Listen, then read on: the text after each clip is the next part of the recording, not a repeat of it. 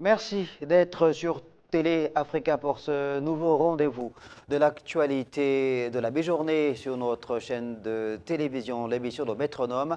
C'est cette émission qui fait le point sur l'actualité qui prévaut au Gabon, magazine d'information consacré aux sujets qui font donc l'actualité dans notre pays. Une actualité fortement dominée ces derniers mois par l'affaire Sylvia Bongo Ondimba Noureddine Bongo au Valentin, la cour criminelle spéciale qui a donc ouvert les auditions des présumés coupables. Le verdict qui a été rendu depuis plus d'une semaine. Maintenant, les Gabonais sont au fait de ces affaires qui défraient la chronique. Évidemment, après le coup de libération mené par le Comité pour la transition et la restauration des institutions le 30 août 2023, certains proches collaborateurs de l'ancien président Ali Bongo Ondimba avaient été placés sous mandat de dépôt, reconnus donc coupables de corruption, de faux usage de faux en écriture, aussi de blanchiment de capitaux.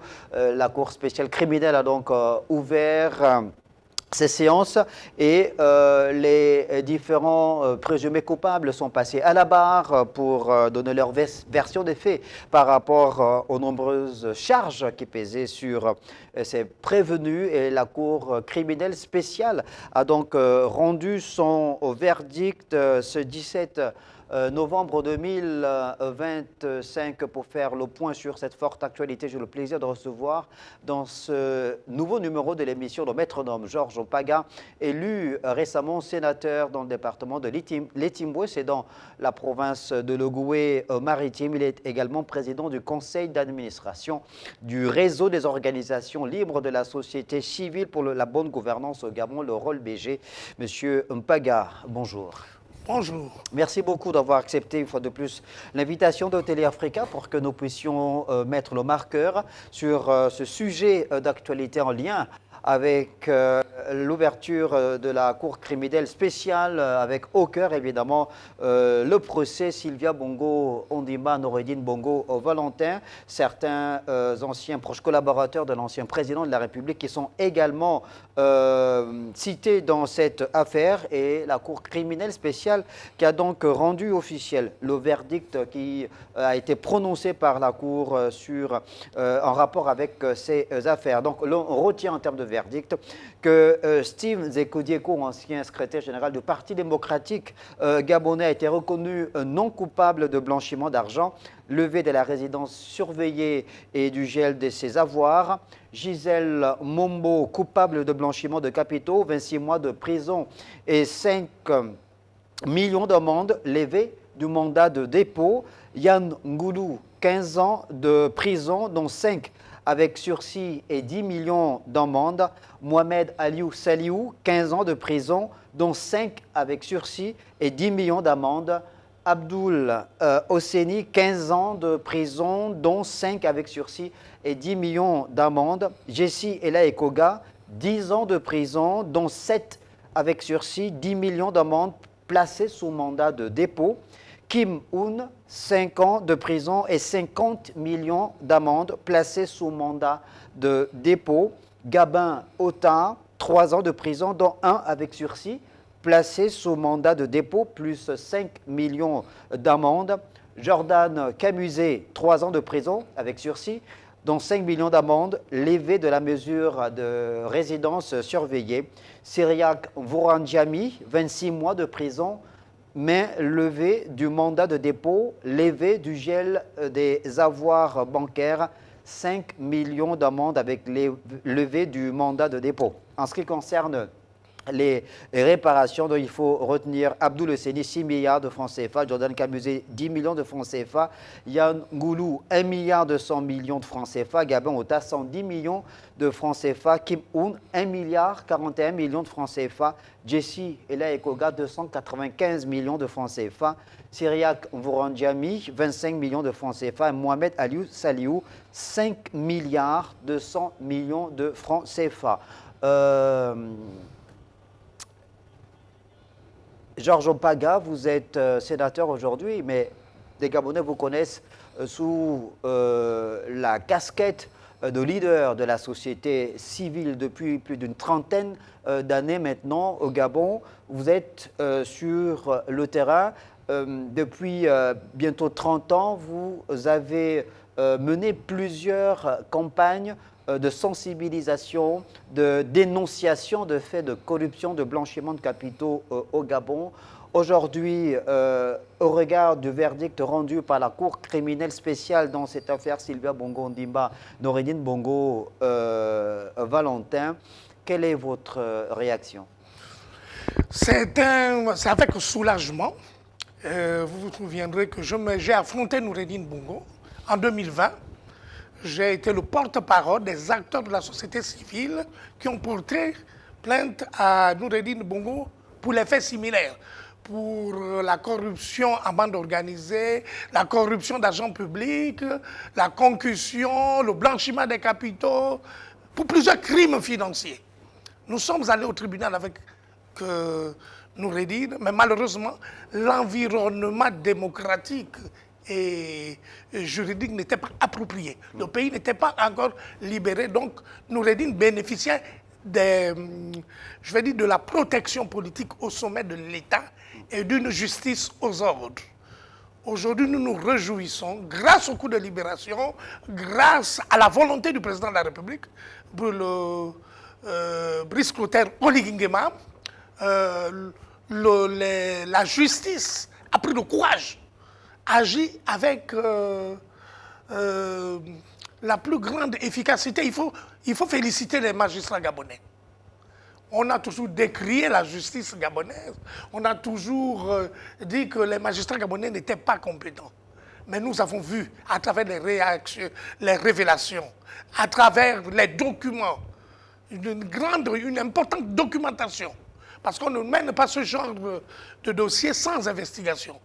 Les officiers de police judiciaire, les magistrats ont fait un travail extraordinaire. On produit des éléments qui constituent l'ossature même sur lequel le procès a reposé, sur des éléments factuels, des preuves tangibles, irréfutables, sur un système de corruption politique et d'opacité à grande échelle. Ce procès est révélateur d'une gouvernance scabreuse de l'État gabonais sous la bannière du PDG, sous la bannière d'Ali Bongo. Ali Bongo 1 et Ali Bongo 2. Parce qu'à partir du 24 octobre 2018, au 2018, le pays a été sous le contrôle des gangs. Ali Bongo n'avait plus le contrôle du pays, il n'avait plus la réalité vraiment de la gouvernance, il ne tenait plus vraiment le pays. Que répondez-vous, Georges Opaga, que répondez-vous à ce qui estime qu'en l'absence des présumés coupables que sont Sylvia Bongo Ondimba et Noureddine Bongo Valentin, ce procès a sonné comme une forme de justice des vainqueurs? Écoutez, tous les criminels nazis n'ont pas été jugés.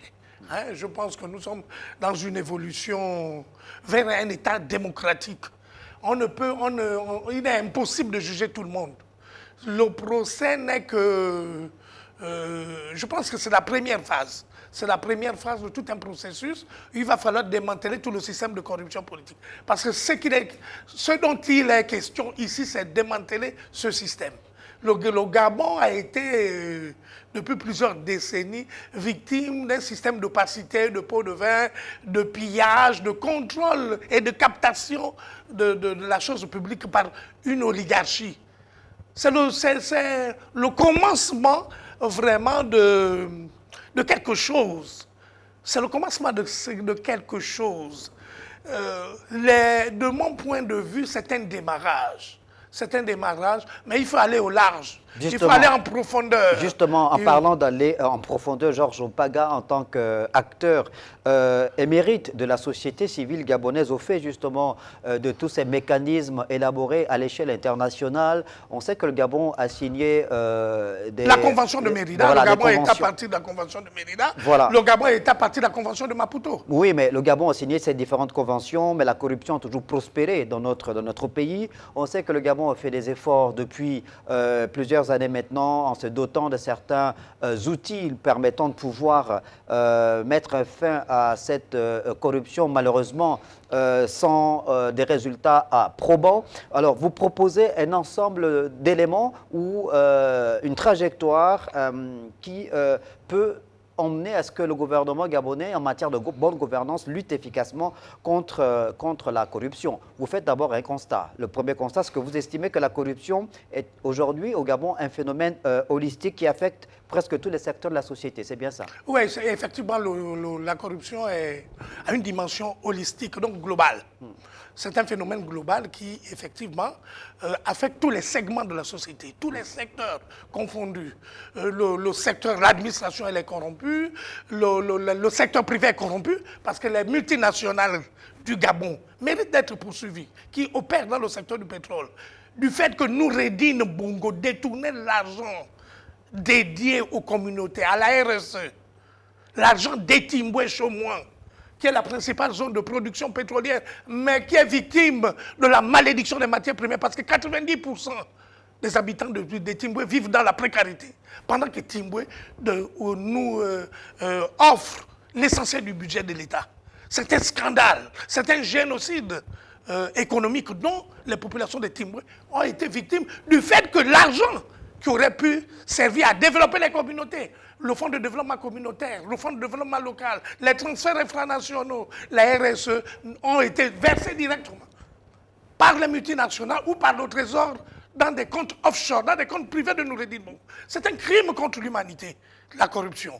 Alors, dans sa dimension. Vous avez parlé tout à l'heure des mécanismes existants en matière de lutte contre le sida, en matière de lutte contre la corruption. Il existe bien sûr la loi de 2003 qui crée la Commission nationale de lutte contre l'enrichissement illicite. Mais ces mécanismes sont dysfonctionnels, ils sont politisés. En matière de lutte contre le sida et de lutte contre la corruption, excusez-moi, j'ai beaucoup travaillé dans le domaine de la lutte contre le sida. Bien sûr, au début des années 2000. Que la lutte contre la corruption. Depuis plus de 20 ans, je travaille sur la corruption, sur la bonne gouvernance, et je dirige la principale organisation dédiée à cette cause. Je vous disais tout à l'heure que les mécanismes actuels sont dysfonctionnels, sont politisés, et ont manqué d'efficacité, n'ont pas réussi à lutter contre le phénomène de corruption, le blanchiment des capitaux et bien sûr les flux financiers illicites. Quand l'argent sort de façon illicite du Trésor, on est vraiment dans la manifestation la plus abjecte de corruption politique. Et de plus, il faut donc réformer le système. Moi, je propose des réformes en tant qu'acteur anticorruption. Je propose au président de la République, au nouvel exécutif. Je salue les avancées significatives qui sont sous la bannière du président. Il faut le dire en toute sincérité et vérité. C'est la première fois en Afrique francophone que des dirigeants sont jugés pour des faits de corruption à grande échelle. Et c'est à mettre à l'actif du nouveau pouvoir. D'accord. Parce que les révélations ont touché la sensibilité, les profondeurs du peuple gabonais. Les gens ont été marqués, impactés par autant d'argent gaspillé, volé, dilapidé, par ce pillage en bande organisée, par ceux qui étaient censés servir le peuple, mais se sont servis de façon scandaleuse, ont appauvri la population, ont accentué la misère, le sous-développement, l'endettement du pays. Bref, c'est une tragédie dont le peuple gabonais a été victime. Maintenant, il faut mettre en place, il faut aller de l'avant. Première mesure. Attendez, on va aller progressivement dans ce que vous proposez comme mécanisme à mettre en place pour lutter efficacement contre la corruption. Vous faites d'abord un constat qui nous permet d'avoir une lisibilité sur l'impact de cette corruption dans tous les segments de la société aujourd'hui au Gabon. Il y a donc l'impact économique avec les pertes de revenus publics, les fuites des investissements investisseurs étrangers, la concurrence faussée. Il y a l'impact sur le plan social, l'aggravation des inégalités, la pauvreté renforcée, la dégradation des services publics. Il y a un impact sur le plan politique que vous avez donc révélé, c'est la perte de confiance, l'instabilité, la gouvernance affaiblie et enfin l'impact sur la croissance ralentie, infrastructure suffisante. Ça, c'est un tableau que vous dressez, un tableau évidemment qui est sombre et tous les Gabonais peuvent en convenir au regard de ce qui est visible sur le terrain. Et puis, il y a évidemment les solutions que vous proposez. Et là, on va aller dans le détail de ces propositions afin de vous permettre de mieux les expliciter. Premièrement, vous préconisez la création d'une commission mixte pour rédiger une proposition de loi contre la corruption. OK. Pour faire évoluer, pour que nous allions vers une lutte plus efficace, la législation doit être renforcée. De mon point de vue, les organes actuels ont failli. Il faut les dissoudre. Il faut les dissoudre, il faut passer à autre chose. Quand vous parlez des organes actuels, les organes actuels, c'est la Commission nationale de lutte contre sur l'enrichissement illicite a fait preuve d'une profonde inefficacité. Aucun criminel sous la bannière de cette commission n'a été poursuivi. Les poursuites actuelles sont l'œuvre du président de la République et sont conformes à sa volonté à améliorer la gouvernance. C'est à lui qu'il faut rendre vraiment les hommages. Le président Brice Clotaire Oligui-Nguema. Mais il faut aller donc vers des réformes. La réforme de l'environnement juridique doit être renforcée. De ce point de vue, le Parlement le futur Parlement a un rôle important. Moi, en tant qu'acteur de lutte contre la corruption, le blanchiment des capitaux et autres crimes financiers, je propose à l'exécutif, je propose au Parlement la mise en place d'une commission. Une commission ad hoc, une commission mixte qui aura pour vocation de rédiger une loi anticorruption. En janvier 2026. Dès janvier. C'est une priorité. Parce que la corruption est le principal fléau qui empêche le pays de se développer. L'état de dégradation de nos finances, l'état de déliquescence de nos infrastructures, résulte de la corruption. Une corruption qui est d'abord politique, qui est aussi économique, qui est holistique, comme je le disais, qui est généralisée. Alors donc il faut cette loi.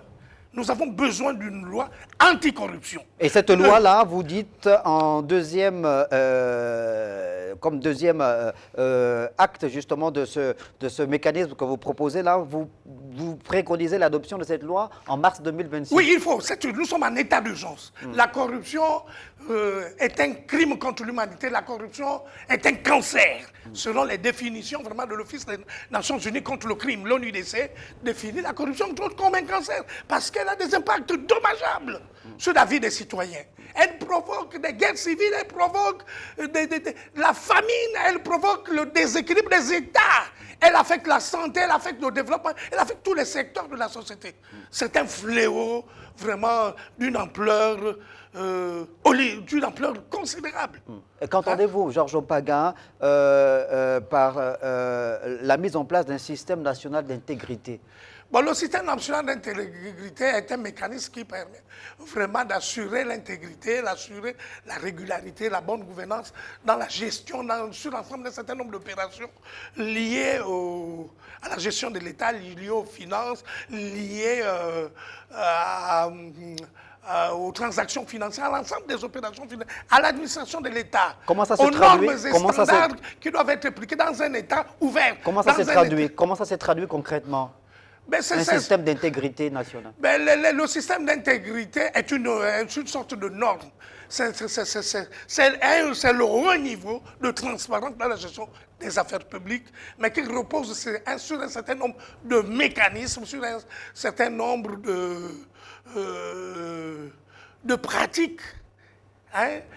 C'est un système qui est applicable dans les pays à gouvernance ouverte, qui font appel à un certain nombre de lois telles que la loi d'accès à l'information, où là l'information est publique, où les organismes chargés de la gestion et bien sûr les détenteurs de l'autorité publique, de l'autorité financière, de la signature, les administrateurs des crédits, les douaniers, les gendarmes, les policiers, toute l'administration est impactée, est touchée et opère vraiment dans la totale transparence. À côté du système national d'intégrité, nous proposons une loi sur le recouvrement des avoirs. Pourquoi? Le procès actuel a été révélateur de l'ampleur du pillage et surtout du blanchiment des capitaux, de la fuite des capitaux au niveau international. À partir du trésor public, l'argent a été blanchi, l'argent a été détourné et placé dans des comptes offshore, dans des paradis fiscaux, dans des pays étrangers. L'argent a été aussi blanchi dans le bâtiment, hein, au niveau international, à Londres, Paris, Dubaï, partout. L'argent gabonais, l'argent sorti du trésor, l'argent du pétrole a été détourné à cette fin-là. Mais il existe donc une disposition de la Convention des Nations Unies relativement à aux articles 52 et 51 sur le recouvrement des avoirs et le produit du crime. Maintenant, il faut rendre pratique ce mécanisme à travers une loi. Il faut une loi. La loi n'existe pas au Gabon. Pour recouvrer les avoirs, c'est-à-dire le produit du crime, il faut donc mettre en place cette loi. Elle est indispensable, elle est essentielle. Elle résulte d'un certain nombre de propositions de la société civile depuis plus de 15 ans. Il faut une loi pour le recouvrement des avoirs, depuis les biens mal acquis. Le problème se pose pour le recouvrement des avoirs. Il y a ceux qui viennent d'être jugés ne sont pas les seuls. Le phénomène touche peut-être un millier de personnes qui ont volé, qui ont pillé l'État gabonais. Il faut aussi faire des enquêtes. Les enquêtes immobilières. On va y arriver. Voilà. Vous préconisez également l'application de l'article 54 de la Convention des Nations Unies contre la corruption. Oui, cet article est relatif donc, à la coopération judiciaire internationale. Les États partis à la Convention des Nations Unies doivent travailler ensemble pour la réalisation de cet objectif. Notamment les pays occidentaux qui sont les receleurs. Hein, chez qui l'argent volé, par exemple, en Afrique et au Gabon de façon spécifique, a été planqué. C'est ce que nous appelons le produit du crime. Donc cet argent est planqué dans les banques, dans les paradis fiscaux, en France, en Grande-Bretagne, au Maroc, à Dubaï, à Singapour, etc. Il faut donc que le gouvernement gabonais, la justice gabonaise, fasse le travail, coopère avec la justice, les différents pays membres, étant membres de la Convention des Nations Unies, pour l'application de cette disposition de la Convention. La Convention des Nations Unies est le cadre mondial de lutte contre la corruption. Le Gabon est signataire de ce document. La France, la Grande-Bretagne, la plupart des pays font partie de la Convention des Nations Unies contre la corruption. Plus de 150. Ça veut dire qu'il faut activer justement ce mécanisme-là. Il faut exiger à la France de se conformer à la Convention. À la Grande-Bretagne, au Maroc, à Dubaï, tous les pays qui sont impliqués dans les crimes, qui sont receleurs de l'argent pillé par le clan Noureddin, Ali, Sylvia, etc. et toute l'oligarchie qui tournait autour d'Ali Bongo. Ali Bongo n'est pas le seul criminel financier, ils sont nombreux. C'est pourquoi nous estimons, en tant qu'acteurs politiques, en tant que défenseurs de la démocratie, défenseurs de la bonne gouvernance, et soutien bien sûr au chef de l'État, nous préconisons, moi je préconise que les enquêtes puissent être menées, élargies. Il n'y a pas que 10 personnes qui sont responsables du pillage. Il n'y a pas que cette dizaine. Il faut élargir les enquêtes, il faut mettre en place les deux dispositifs actuels.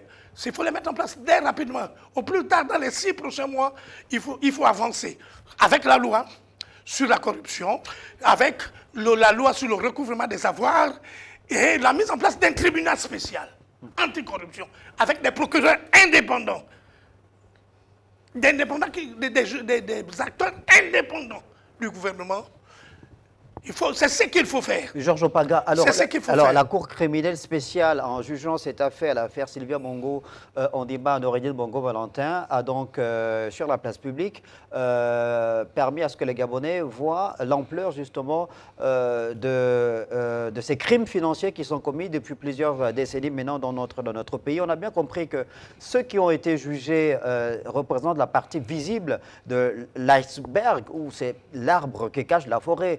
Ce que vous êtes en train de préconiser, c'est sur le long terme, démanteler un système qui existe, parce que s'il y a des milliards de francs CFA dont on reconnaît qui ont été sortis du trésor public, ça veut dire qu'il y a eu des complicités.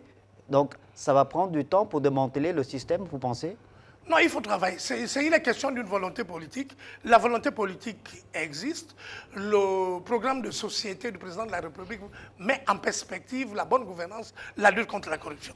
Ça fait partie des priorités. C'est une priorité, c'est une volonté d'un homme qui veut que les choses changent. D'un homme qu'il faut féliciter parce qu'il faut avoir du courage pour agir dans ce sens.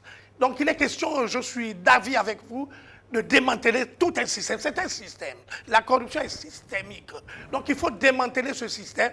Nous ne pouvons démanteler ce système qu'avec des acteurs neutres, c'est-à-dire un mécanisme renforcé en termes de répression, en termes de détection. C'est ce qu'il faut faire. Il faut passer à l'échelle. Nous avons commencé quelque chose, mais nous estimons qu'il faut aller à l'échelle. Il faut approfondir les enquêtes, il faut approfondir les investigations, il faut former nos magistrats, il faut former nos OPJ, il faut faire appel à la coopération, n'est-ce pas, de la communauté internationale. L'Office des Nations Unies est là pour jouer ce rôle, Transparency est là pour jouer ce rôle. Bref, publier PCCOPI international dans le domaine du secteur extractif est là pour jouer ce rôle. Il existe des acteurs. Les meilleurs acteurs en matière de lutte contre la corruption sont du côté de la société civile. L'organisation qui a de l'expertise au niveau international, qui peut nous aider à concevoir ces lois, qui peut aider le gouvernement à mettre en place ces mécanismes en matière de répression, en matière de détection, c'est ces deux organismes que j'ai cités précédemment, donc l'Office des Nations Unies contre la drogue, n'est-ce pas, l'ONIDC, et Transparency International. Donc la volonté politique existe, mais il faut aller au large, il faut vraiment être plus déterminé. J'en appelle à la détermination, j'en appelle également à l'urgence de mettre à jour la stratégie nationale de lutte contre la corruption. Au-delà des aspects liés à la législation, liés à la détection, il faut une stratégie. Il faut aller sur le terrain, il faut mener la campagne, il faut mener des campagnes, il faut former, il faut sensibiliser, il faut éduquer. Alors, il faut vous parliez, justement, est-ce que c'est la stratégie. Il existe une stratégie. Attendez, Georges Opaga, est-ce que ce n'est pas là justement la principale difficulté, le nœud gordien, quand vous reconnaissez que cette corruption est systémique, endémique, holistique? Aujourd'hui, on peut prendre différents secteurs d'activité et des illustrations qui nous permettent de mesurer justement le caractère endémique de cette corruption. On a parfois dénoncé des rackets de la part de certains éléments égarés des forces de police nationales quand ils font des contrôles routiers dans l'exercice de leurs fonctions. On a parfois dénoncé le fait qu'un citoyen lambda qui veut vérifier l'avancement de son dossier à la fonction publique se voit obligé de pouvoir débourser de l'argent parce qu'il doit récupérer sa fiche bleue. Il y a des faits de corruption qui sont parfois avérés dans la passation des marchés publics, qui parfois sont faits de gré à gré, non sans appel d'offres. Il y a parfois des faits de corruption. Quand un autre citoyen lambda avait récupéré sa carte grise, par exemple, on lui demande de donner quelque chose pour récupérer ce qui lui est dû. Alors, donc, c'est à tous les échelles, c'est à tous les niveaux, c'est endémique et systémique, comme vous dites. Comment on fait? On fait, d'abord, pour y remédier, je vous ai dit qu'il fallait d'abord la loi. Il fallait faire évoluer la loi. La loi, il faut mettre en place le cadre juridique, c'est-à-dire la loi anticorruption. Elle n'existe pas. Ensuite, il faut mettre en place les mécanismes de détection et de répression. Donc, il y a le tribunal indépendant. L'autre aspect, c'est l'aspect de l'éducation, de la sensibilisation. Hein? L'aspect de l'implémentation des interventions pour endiguer le phénomène, pour informer l'opinion publique, pour sensibiliser en profondeur. C'est la stratégie. La stratégie, c'est à deux dimensions. Hein? C'est d'abord un outil de planification, un outil qui permet de sensibiliser et d'informer. Est-ce qu'on va... Hein? Il faut mettre en place cette stratégie. Elle permet aussi, en deuxième lieu, de mobiliser de tous les secteurs. De faire en sorte que tous les secteurs soient impliqués parce que c'est un fléau global. Est-ce que ça veut dire que... aussi bien la société civile, les religieux, comme le secteur privé, tout le monde est-ce que ça veut dire qu'on va également intégrer la dénonciation? On sait que pour certains phénomènes, certains problèmes qui se posent avec acuité au sein de la société, même sur le plan médical par exemple, il y a des numéros verts qui existent, qui sont dédiés par exemple. Est-ce que vous pensez que dans le cadre de la lutte contre la corruption, il serait important d'également créer un numéro vert afin de pouvoir dénoncer des faits de corruption? Ça c'est un élément. Mais globalement, le système d'intégrité prend en compte cette dimension-là. Également la norme anticorruption. Parce qu'il y a une norme qui rejoint le système et qui donne un certain nombre d'approches pour non seulement dénoncer, la dénonciation, la répression, la détection, et qui fournit un certain nombre de services, un certain nombre de produits pour lutter, pour dénoncer, pour éradiquer la corruption. Je veux dire, réduire l'impact de la corruption. Ces différentes stratégies, ces différentes approches sont développées dans le cadre, n'est-ce pas, du système national d'intégrité et de la norme anticorruption. Il faut adopter ces deux éléments-là, ces deux outils. Cela permettra vraiment d'avoir une vision globale sur les actions à mener, sur les mécanismes à mettre en place pour justement endiguer le phénomène. Donc c'est vraiment toute une approche qui repose, comme je le disais, sur la volonté. La volonté de l'État, la volonté d'aller vers la bonne gouvernance, la volonté d'aller vers la transparence dans le secteur extractif aussi, qui est emblématique de la corruption. Et je vous l'ai dit tout à l'heure que le secteur extractif a servi au blanchiment des capitaux, à la prise illégale d'intérêt, au vote de l'argent public, l'argent du pétrole, qui aurait pu permettre de construire des écoles, des routes, d'améliorer la vie dans les communautés où la matière première pétrolière ou gazière ou minière est exploitée, a été dilapidée, volée, pillée. L'argent a été directement versé par les multinationales aux prédateurs, donc à Noureddin, à Ali et à toute cette oligarchie. Donc il est question ici vraiment d'avancer. Il est question ici des actions concrètes, d'une politique qui doit permettre au pays vraiment de sortir de l'ornière et de mettre en place, n'est-ce pas, tout le dispositif pour, comme je le disais, endiguer le phénomène de la corruption, aller vers une gouvernance ouverte, transparente, et permettre à la population aussi de contrôler, d'assurer ce qu'on appelle le suivi budgétaire. Le suivi budgétaire. Le suivi budgétaire, c'est quoi? La capacité des organisations de la société civile qui dépendent de la population, aller sur le terrain, contrôler les investissements. Là, on est là dans le cadre de la traçabilité, de la transparence, c'est ça? Le suivi budgétaire découle du contrôle citoyen de l'action publique. C'est des éléments de traçabilité. De traçabilité des projets qui sont menés sur le terrain.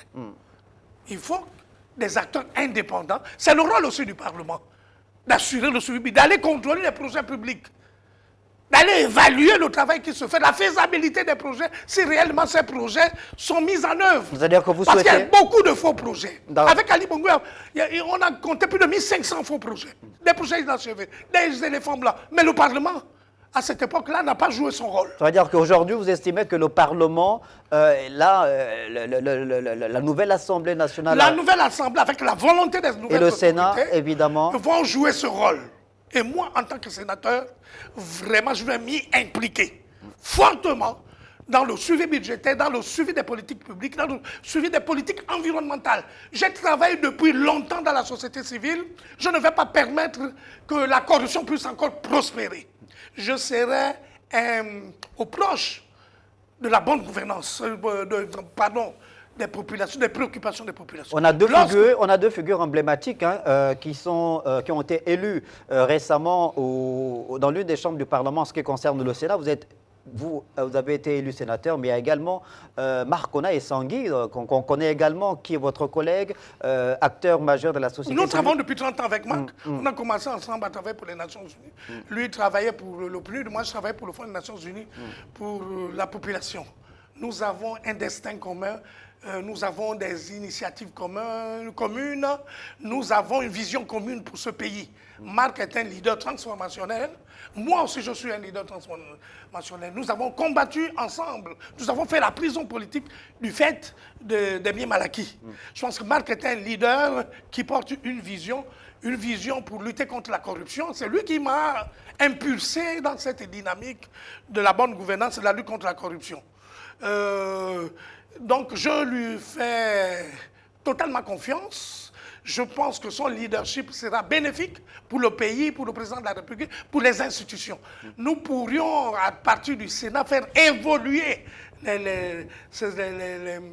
la législation, les normes, les pratiques et les standards. Il faut que le Gabon prouve réellement que les paradigmes ont changé, que le système de corruption politique ne va plus exister, qu'il sera démantelé. C'est une volonté politique, c'est une affirmation, c'est un engagement de l'État et nous allons soutenir ce processus. Nous allons soutenir le président de la République dans sa détermination à combattre les corrompus, à mettre hors d'état de nuire tous les corrompus. Tolérance zéro. Moi en tant que société civile ou acteur politique, parce que je le suis désormais, mais je n'ai pas démissionné de mes fonctions dans la société civile. Je suis dans le conseil d'administration du rôle BG. Cette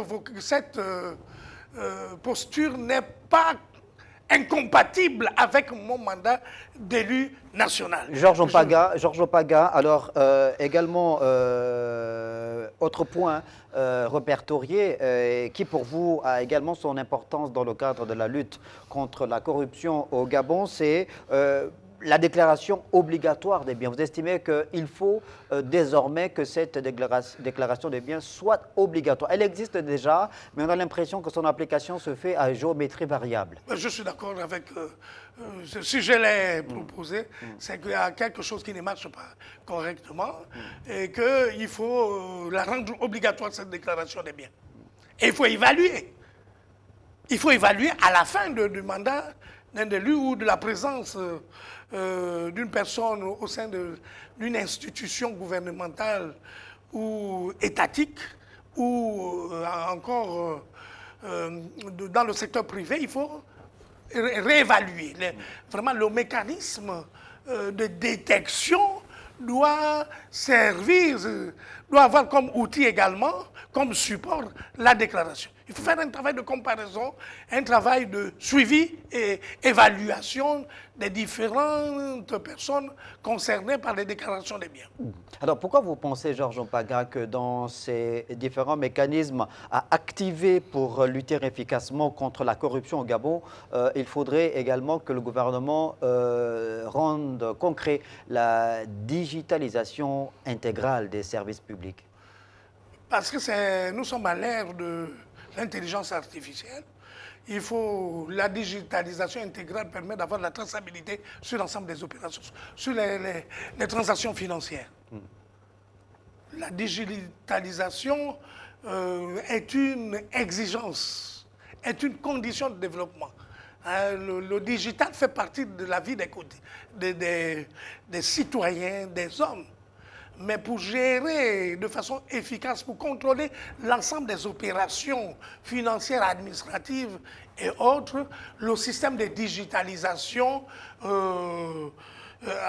apporte une valeur ajoutée en termes de traçabilité, en termes de transparence, en termes d'accès à l'information. Vous avez besoin d'une information sur l'ITIE, sur la production pétrolière, sur les revenus du pétrole. Si l'administration est digitalisée, vous cliquez sur le site du ministère de l'économie ou du ministère du pétrole. Vous avez l'information immédiatement. La digitalisation a pour vocation également donc, de permettre la transparence, un haut niveau de transparence, un haut niveau d'accès à l'information, de permettre aux citoyens qui sont pour qui les pouvoirs publics servent en tant que mandataires de contrôler l'action publique.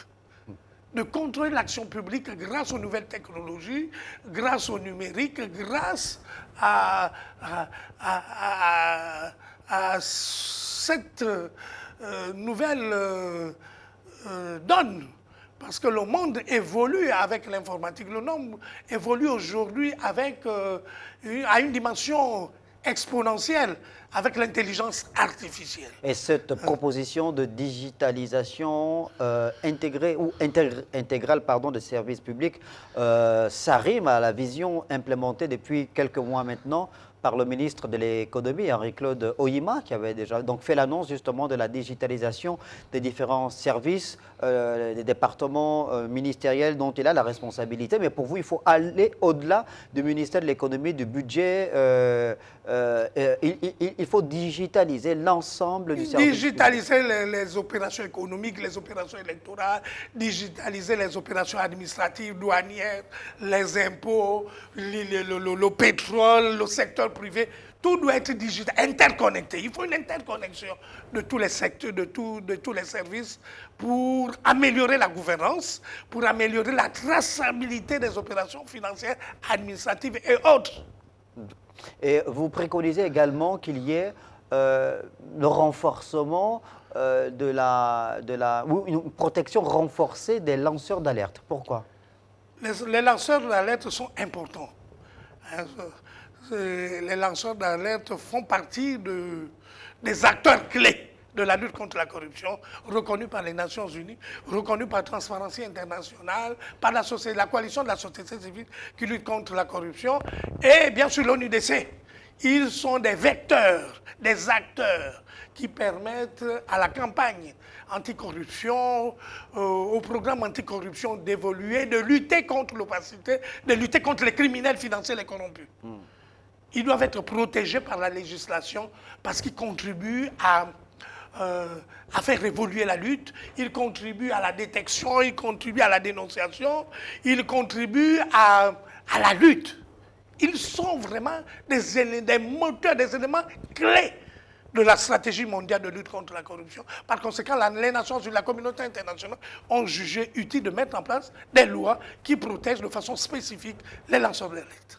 Notamment les membres de la société civile, les activistes anticorruption. Justement, comment démêler le livret de la bonne graine dans ce registre-là, puisque parfois la confusion elle est faite entre lanceurs d'alerte, activistes.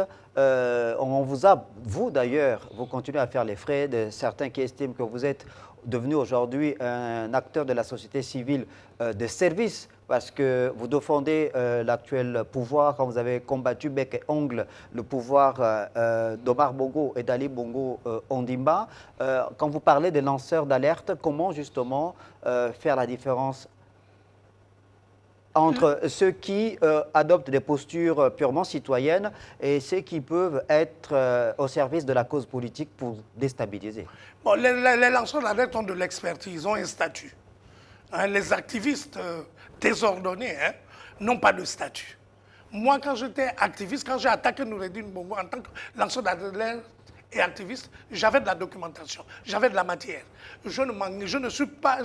Les lanceurs d'alerte ont une formation, font partie du dispositif de la société civile. La différence, c'est celle-là. D'autres des agitateurs dans les réseaux sociaux n'ont pas de statut, interviennent sans capacité d'analyse réelle. Quand un acteur anticorruption s'exprime, il a une documentation, il a fait des recherches, il a accumulé un certain nombre de données et qu'il peut partager. Les activistes travaillent sur la base des données documentées, des données fiables, des éléments factuels. Et un vrai lanceur d'alerte ne peut pas porter des accusations aléatoires, des accusations qui ne reposent sur rien. Le cas le plus emblématique au Gabon est celui où j'ai été accusé d'avoir détourné l'argent de 2016 par une certaine Aïcha, ce qui était archi faux. Elle n'avait aucune documentation, elle n'avait même pas des éléments concernant les mécanismes d'indemnisation des victimes qui n'existent pas au Gabon, qui n'ont jamais existé. Mais justement, dans sa vue d'esprit, elle est venue dénoncer parce que Georges Mpaga a géré la problématique des victimes de 2016. Justement, Georges Mpaga, restons sur ce point. On a vu que lorsque le Gabon est revenu au multipartisme, à la démocratie en 1990, ce sont les associations politiques et les partis politiques qui étaient évidemment présents sur le terrain politique pour donner le change au Parti démocratique gabonais. Ensuite, au fur et à mesure que les années sont passées, il y a eu une forme de délitement de la classe politique, notamment en ce qui concerne l'opposition, qui est quasiment devenue aphone ou qui a disparu du landerneau politique national. Et on a vu une montée en puissance de la société civile au début des années 2000. Lors des 14 ans, les 2 mandats de règne d'Ali Bongo Ondimba, son pouvoir a été fortement chahuté par la société civile, par vous et certains de vos collègues. Aujourd'hui, cette société civile est très active via les réseaux sociaux, les nouvelles technologies de l'information et de la communication, mais on constate également qu'il y a beaucoup de confusion justement dans ce monde-là. Comment faire justement?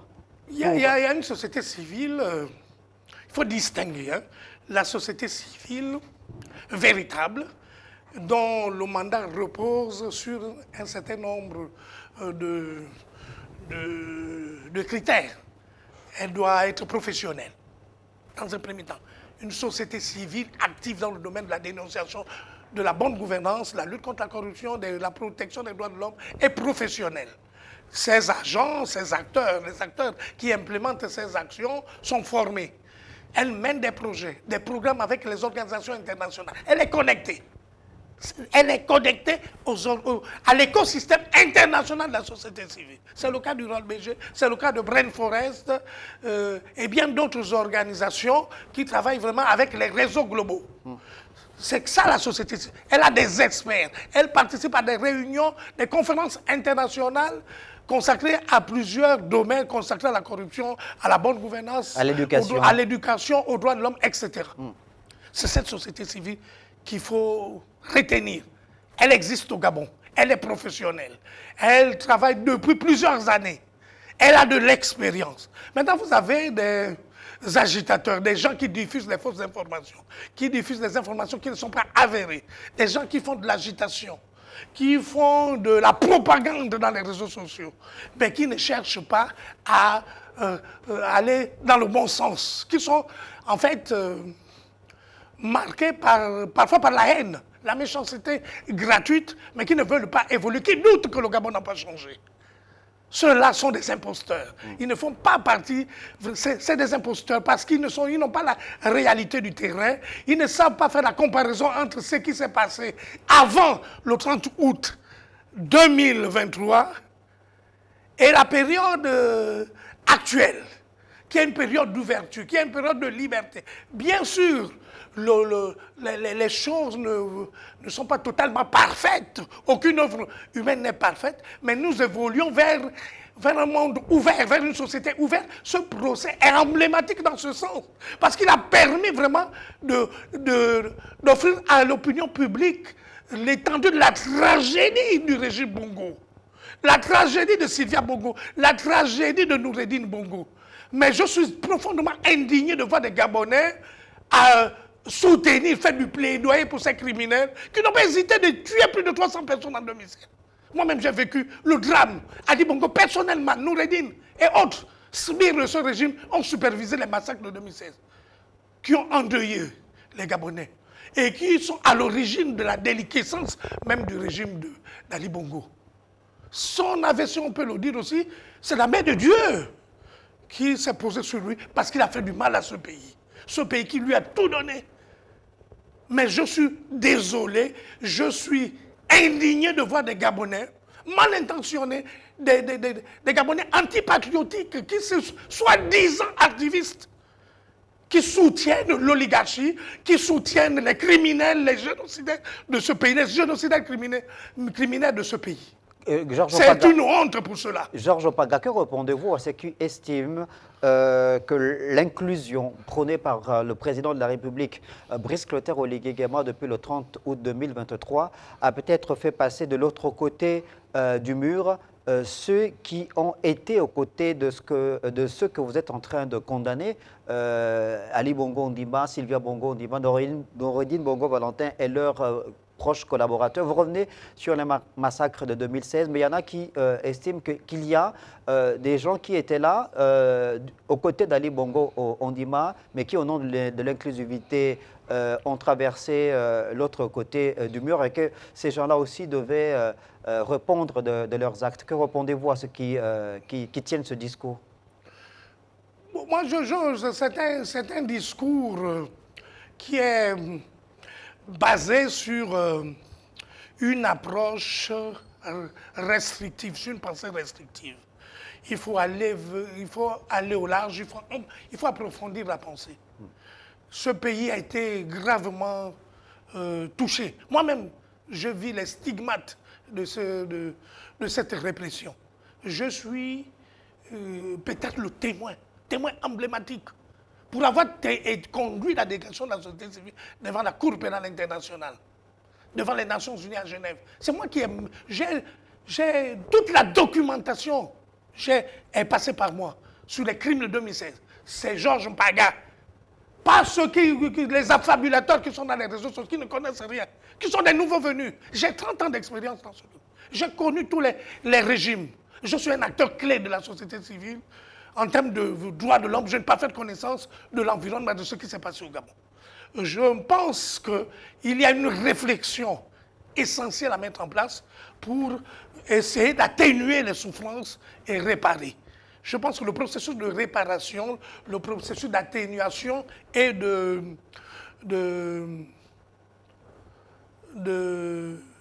reconstruction des vies brisées de la personne humaine va se faire.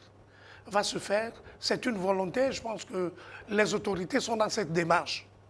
Le Gabon ne peut pas, de façon radicale, n'est-ce pas, être gouverné. La radicalité va conduire à la déliquescence de l'État, à la chute même de l'État, et peut conduire à des situations parfois imprévisibles, aux conséquences incalculables. Donc la démarche qui consiste à l'inclusion, qui consiste au pardon, qui consiste à l'atténuation des tensions, me semble vraiment une démarche appropriée. Mais il faut aller vers les victimes aussi de cette tragédie.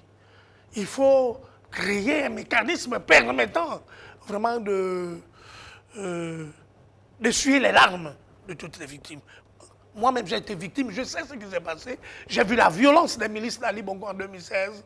J'ai été témoin de cette histoire douloureuse et des souffrances endurées par le peuple. Je suis conscient qu'il faut aller vers la réconciliation, vers la réparation et la restauration. C'est un chemin obligatoire, c'est le chemin de libération. La libération n'est pas que matérielle, elle est aussi intérieure. Il faut un effort de guérison, un effort collectif de guérison, on appelle ça en région la guérison intérieure.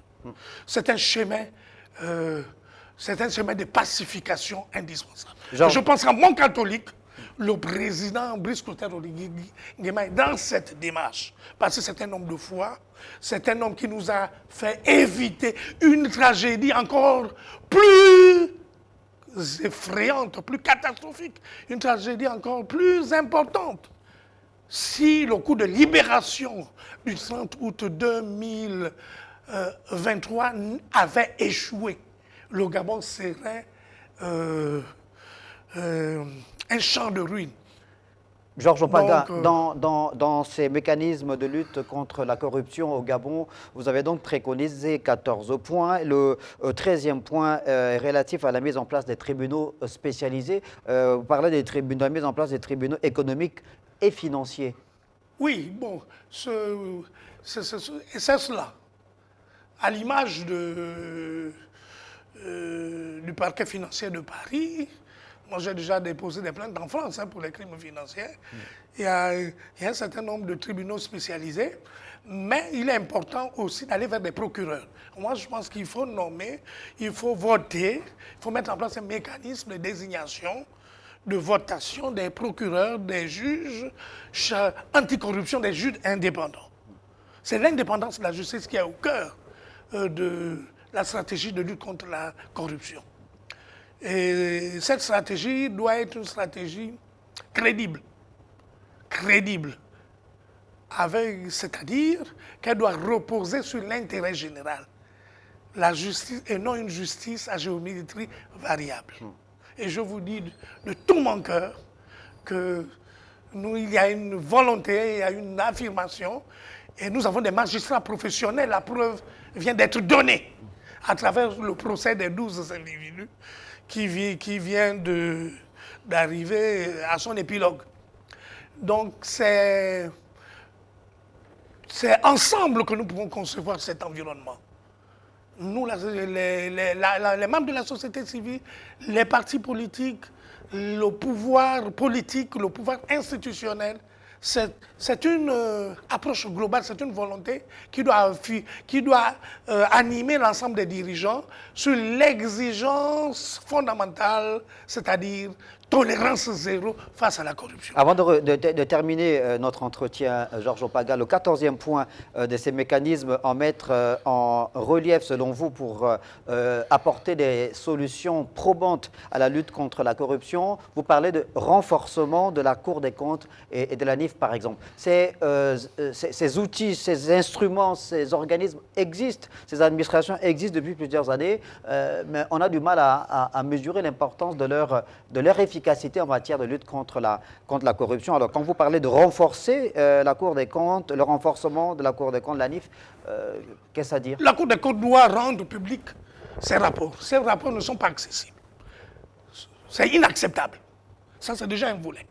Ces rapports ne sont pas... La Cour des comptes fait un travail impressionnant en termes de rédaction des rapports financiers pour le compte de l'État sur l'exécution des budgets, etc.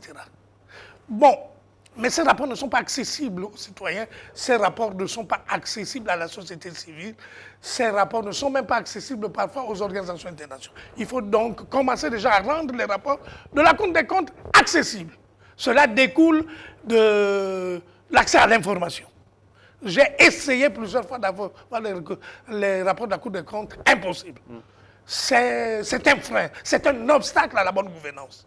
Et c'est inacceptable quand nous voulons aller vers la transparence, vers une société ouverte. Donc, il faut lever cet obstacle-là. Il faut une publication systématique, ouverte dans les réseaux sociaux, des rapports de la Cour des comptes. Ça veut dire que pour vous, il faut une forme de dépolitisation de la Cour des comptes. Pour ce qui est de la NIF, la NIF a pour rôle vraiment la détection des flux financiers illicites. C'est son rôle.